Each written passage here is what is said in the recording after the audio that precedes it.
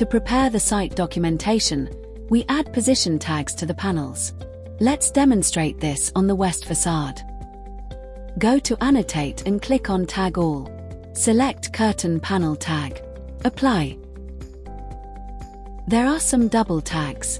When creating corners, empty curtain panels are left in the background. Question mark shows a tag with no attributes. We need to delete those tags as well as tags that belong to other facades.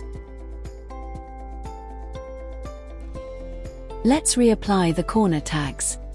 Select corner element along the vertical grid. Reapply the tags. Repeat for other corners. Position tags have two attributes: facade and mark.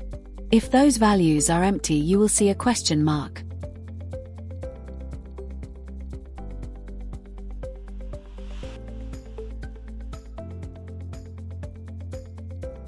Add a facade value to other panels as well. Select all the elements and filter out the curtain panels.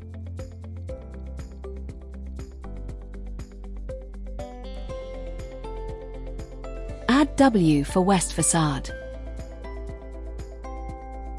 Check the schedule as well. Now let's add the west elevation drawing to the sheet layout. Thank you for watching. Let us know what you would like to learn next.